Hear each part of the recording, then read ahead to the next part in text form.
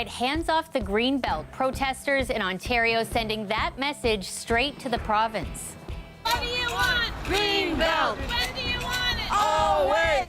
A day of action after the Ford government recently announced plans to develop parts of the Greenbelt that includes farmland, forests, and watershed. Plus, they took our blood, so we are giving our blood to protect life.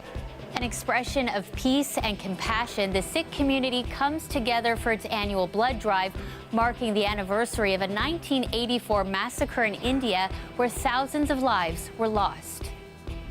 I love skating. It's really fun. I'm really happy to be back on the ice. Bring on winter, Toronto opens skating rinks across the city. This is CBC Saturday News.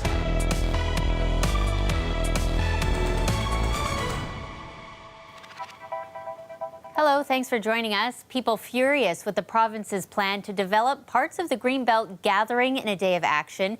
The Ontario government says the move would help the housing crisis, but as Ithil Musa shows us, critics are putting up a fight and say today's rallies are only the beginning. What do we want? Greenbelt! When do you want it? Always! These demonstrators in Toronto want to put an end to the province's plan to develop sections of Ontario's Greenbelt. The protected area is more than 800,000 hectares. It includes farmland, forests, and watersheds. The province is proposing to build at least 50,000 new homes on more than a dozen tracts of that land. You don't just start chopping away and taking away pieces of it. There are wetland complexes. Everything is interconnected through biodiversity and the ecosystems, and you don't touch it. But the Ontario government says its plan will help address the province's ongoing housing crisis, which it claims will only get worse with the federal government's aim to bring in 500,000 more immigrants a year. We made a promise to Ontarians during the election that we'd put a plan in place to build 1.5 million homes over the next 10 years. But critics of the government's proposal disagree. The government's own Housing Affordability Task Force made it very clear that access to land is not constraining supply and is not contributing to the housing affordability crisis. We don't have what's a generalized housing supply crunch in Ontario. What we have is a shortage of homes in urban neighborhoods and people being displaced from the places they want to live. Some experts also say protected greenbelts help curb against urban sprawl. Urban sprawl is just the opposite of sustainable development. One big effect is you have higher greenhouse gas emissions because you need more transportation, and usually the density is so low that you cannot use public transport. These young demonstrators say they want Ontario's Greenbelt to remain untouched for future generations. We fear that when we grow older that the Greenbelt won't be here. And there's so many gorgeous wildlife, and without it our world is just, it's not going to be the same. Grassroots organizations from across Ontario say they'll be holding major demonstrations next weekend to send the Ontario government one clear message. Ithil Musa, CBC News, Toronto. In other news tonight, 2 people are dead after a crash on a Mississauga highway. Police say a man and woman traveling in an SUV both died after they were hit by a transport truck. It happened just after 4 this morning on the eastbound QEW. Officers say the truck smashed into the SUV when merging onto the highway. So far, police are not releasing the victims' identities. The truck driver was not injured. The highway was closed for around 8 hours for the investigation and cleanup. No word yet on any charges. And in Brampton, a small memorial lays in the spot where a 41-year-old woman died after being hit by multiple vehicles yesterday. The series of collisions happened before 6 a.m. on Friday. A second woman was taken to a trauma center in life-threatening condition. Police say she was trying to help the 41-year-old when she was also hit. Both women work at Amazon. The crash happened near one of its facilities. Canada's chief public health officer says cases of the flu are rising sharply, but some good news. Another respiratory virus that's been hitting children especially hard is on the decline. At present, influenza is showing a steep rise in activity, with most surveillance indicators increasing and all trending above expected levels for this time of the year. Our country in the midst of the worst cold and flu season on record. Officials say people should stay home if they feel sick and use face masks when they can. Meantime, an extra 500,000 units of kids' pain medication is expected to arrive in the coming weeks. This comes after ongoing shortages at pharmacies and grocery stores. The Sikh community coming together for its annual blood drive. This month marks 38 years since the anti-Sikh riots in India, all sparked by the assassination of the Indian Prime Minister by her Sikh bodyguards. As Tyler Cheese shows us, the blood donation drive not only honors the lives lost, but also comes as Canada faces a national blood shortage. These plasma donors are here today to send a message. Our purpose and the motive of this campaign is for the Sikh nation is we are saving lives by donating blood and in a positive way giving a message that there should not be any genocide happening anywhere in the world. We all humans are equal and this should not happen. The Sikh nation gives blood every November to mark the anniversary of the 1984 massacre in India. We are acknowledging, we are respecting in the memory of them, so that's why we are doing that one.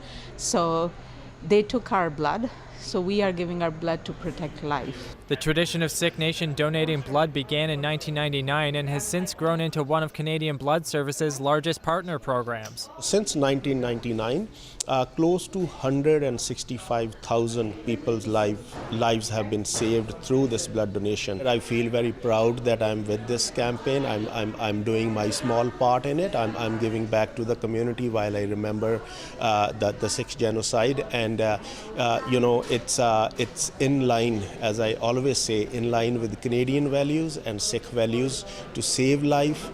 This year's Sikh Nation campaign included plasma donation for the first time. The need for plasma is 4 times more needed than what's actually collected.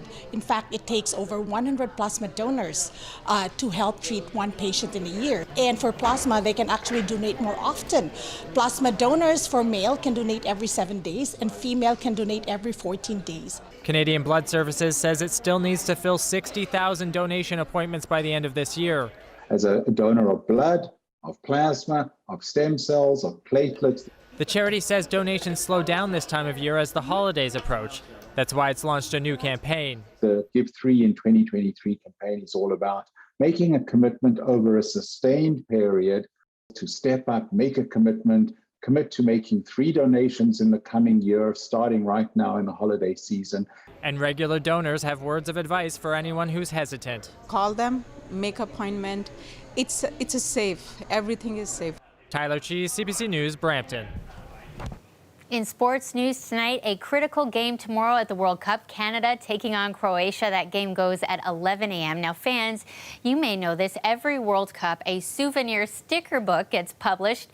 Janella Hamilton has more now on how it works. This is 1987, 1990, and 1991. Luis Shimonovich has been collecting Panini World Cup stickers since he was a young boy in Brazil. You buy the album, then the stickers, and then all your friends from school on recess, you swap. There are hundreds of stickers to collect, each one displaying a different player and team. What about this one? Canada. Canada. A hobby passed down from his dad, one he now shares with his kids. I was 7 when Canada actually made it to the first World Cup, and now he's 7 and Canada is making it again 36 years later. So it's something to keep. It's a souvenir from the past. It's a time capsule. A chance to learn about different athletes from different countries and connect with soccer fans from around the globe. I put a post on Facebook. Is anyone at Metrotown want to swap cards? And in 5 minutes, I met, there was 2 guys from Brazil, 1 guy from Israel, 1 guy from India. We sat at the food court and swapped cards. Using social media to meet other newcomers and neighbors. Probably met over a dozen people around Vancouver, just meeting people, at gas stations or outside their house, are all brought together with this Panini sticker book. So Acosta's 11-year-old son Jaden says collecting stickers with his dad has been a special experience and has inspired him to one day make it to the world stage. I play soccer, so it's just in me to look at players and look at my idols and learn from them. Remember when you were playing and we did this? Lena Villamil has fond memories of trading Panini cards with her friends in Colombia. More recently, she's completed albums for the 2014 and 2018 World Cups with her kids. There's not like a big Latino community in Vancouver. So when I saw this 4 years ago, that it was like a Panini page, and I said, okay, this is nice. Being able to all commit to this and fill it out together, it's kind of a fun thing to do together. And while it's too soon to say who will win the 2022 World Cup, these families say no matter the outcome, they plan to pass down this tradition for years to come. Janella Hamilton, CBC News, Richmond. The World Cup in Qatar is shining a light on migrant workers' rights. Here in Toronto, people are rallying in support of Ontario's migrant workers. Organizers say they are unfairly targeted by the Workplace Safety and Insurance Board in a practice called deeming. When workers are injured and sick, rather than receiving the choice and means to stay in Canada to get healthy, they're sent back home, they're repatriated, and in many cases, they never return back to Canada. In effect, we're downloading our healthcare system and our workers' compensation system onto the backs of the people of the Global South, and we're saying that has to end now. All we want is our clients to get benefits on the same basis as everyone else, meaning if they're unable to work because of workplace disability, that they get loss of earning support. That's it, and healthcare support. They say deeming impacts migrant farm workers. Many have worked here for decades, leaving them unable to work and without income. Now, we reached out to the WSIB, but didn't hear back in time for broadcast.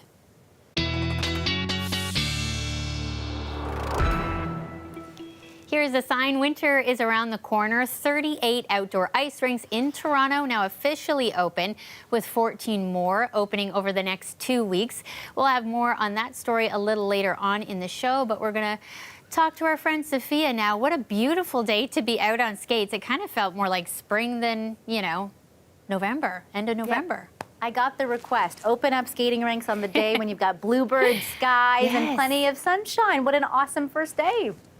They'll still be open for a few more hours as well. It doesn't really feel quite like winter. In fact, we are still above what our daytime high should be this time of year. But hey, I will take it, especially a far cry after this time last weekend. All that snow and that cold, and now look, not even a cloud in the sky. We're in between this dip in the jet stream, and we are the benefactor for now, but it's not going to last for long. Right now, we've got this lovely southerly flow. It's what you have to thank for all that sunshine and above seasonal temperatures that we had today. But it will also be what ushers in the cloud and the rain come the next 24 hours. Until then, perfect evening for stargazing, heading out of the Raptors game or going to the Cavalcade of Lights. Sunday, though, absolute polar opposite to today. Coming up, I'll tell you about the rain all day and the clouds. Okay, thanks, Sophia. We'll see you. Welcome back. Ukraine's president marking a dark event in the country's past by accusing Russia of repeating history. Volodymyr Zelensky compared current attacks to the Soviet-era famine that left millions of Ukrainians dead in the 1930s. Jamie Strachan has more. In towns and cities across Ukraine, an already shaken population sifts through the debris after the latest barrage of Russian missiles have left more horror. This local resident says she was in her house when the missiles hit, blasting out windows, leaving her in terror. It's not just places where people live that are being targeted. Russia is attacking key electricity infrastructure, leaving millions in the dark without heat and power as winter sets in. Vitaly Kim, governor of Mykolaiv in the southern part of Ukraine, urgently told people to ration water, conserve power, and plan for darkness. Relief workers on the ground say all of this is making already difficult work even harder. Right now, we don't have electricity, and for this week, we have 2 days without any electricity. And the weather condition right now is low in the temperatures, and the most problems that we're facing is the heating. This latest Russian tactic has drawn condemnation from around the world. What we see now is that President Putin is trying to weaponize winter, and by indiscriminate, deliberate attacks on cities, on civilian infrastructure, he tries to deprive the Ukrainians of gas, heating, water, and this just demonstrates once again the brutality of this war. As Ukrainians continue to deal with the horrors of this war, they are also looking back today. Today is Holodomor, the 90th anniversary of the Russian-caused mass famine that left more than 3 million Ukrainians dead. The event is being commemorated around the world. The gruesome tactics applied back then entailed isolation and the confiscation of grain and food supplies, the forced deportation of Ukrainians. Today we stand united in stating that hunger must never again be used as a weapon. Events are also being held in cities across Canada. Support for a nation dealing with the pain of both the past and the present. Jamie Strachan, CBC News, Toronto.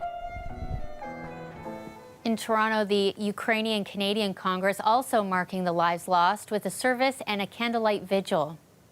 This memorial is even more important today, as Ukrainian heroes are defending their nation's sovereignty, dignity, and freedom on the very same soil where the Holodomor took place. The leader of the federal opposition, Mayor Tory, and a number of local politicians attending the ceremony at the CNE grounds. There was also a collection of food items for the Daily Bread Food Bank.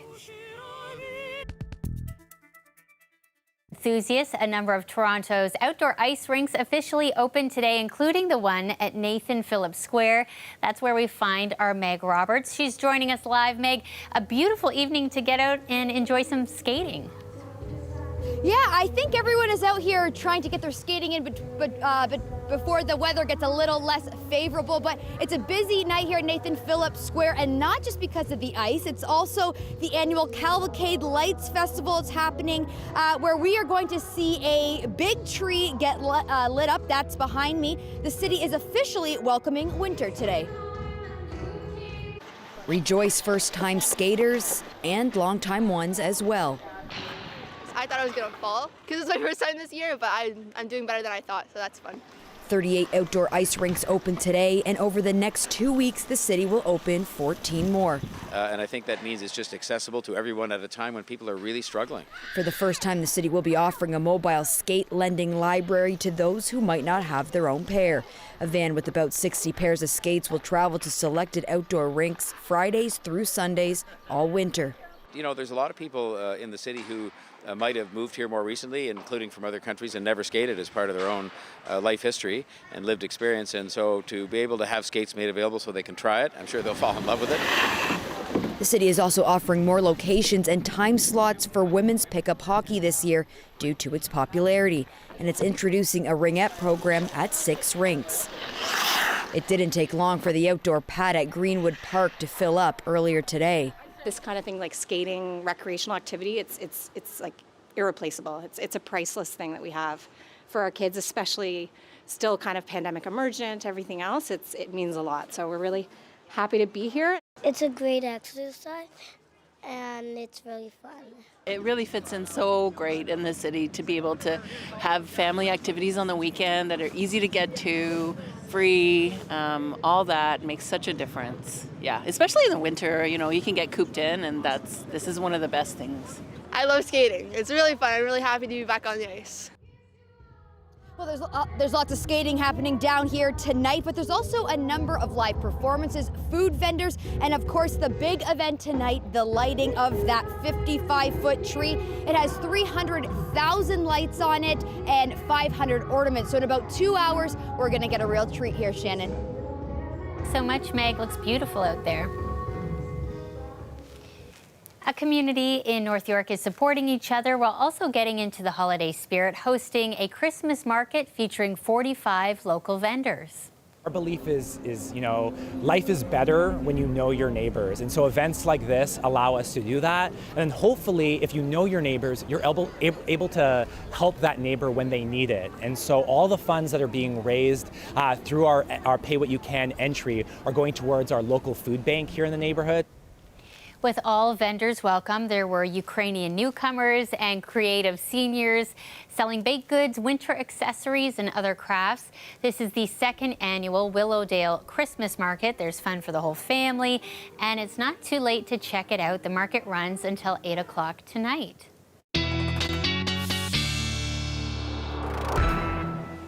Sophia's back. It feels so good to just get together with people and be outside and enjoy these winter activities, hey? And to enjoy them when it's not bitterly cold is really the most wonderful time of the year. Absolutely. Yes, I saw a few jackets undone there, didn't even need the hats, and hopefully I can deliver with that trend incoming for the next week or so. Meg was standing out there in almost double-digit temperatures right now. What a perfect time to be out there skating. Will be a clear overnight, but it's that lovely southerly flow that's bringing in these warm temperatures that will also usher in the big change afoot for Sunday. It will be breezy, and you'll watch the clouds coming in super early when you're taking the dog for a walk, and then the rain will be quick on the clouds' heels. It will be a constant day of rain. It will be heavy at times, beginning late morning and especially into the afternoon and evening. Some of you into eastern Ontario and up to cottage country could see some snowflakes mixing in with that rain as well. It won't stick on the ground because it'll be quite mild, but a little bit more festive looking. I think we want the snow, light snow this time of year. You don't really want the soaking rain, especially if you're out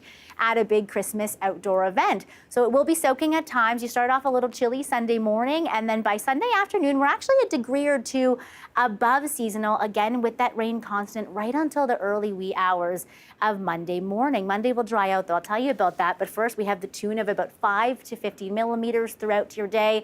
On Sunday, we need the rain, though, folks, right? It's been awfully dry. We've been almost in drought-like conditions, though. So the rain will be lovely as far as that groundwater supply goes. We dry out Monday and Tuesday, gray days, peaks of sunshine. And then what if I was to tell you another real mild double-digit push was to come this upcoming week, midweek? It will, though, be again with a southerly rainy flow. For some of you, though, especially north and up to cottage country, it will be followed by a sharp cool down and the potential of a day of lake effect snow. We'll have more on that tomorrow and in the long range. But for others, really, we are still basking in what is about 5 degrees above seasonal. Still good temperatures, though, Shannon, to decorate for the holidays. What do you think? Yes. I think people that decorate earlier are just happier people. I agree. You know, I've seen people already putting up their trees. Yep. I'm behind It's schedule. me. Oh, yes, that was you. I got to get on it. But I love it. I love it. Oh, Yes. We'll see you all tomorrow. Okay, good night, Sophia, and good night to you. Thank you so much for watching. We want to take you back, though, to Nathan Phillips Square in Toronto tonight, marking the opening celebration of the Cavalcade of Lights. The big tree lighting goes at 8:30. There's also going to be music and dance all evening. The party goes until 11 o'clock tonight. We'll see you tomorrow.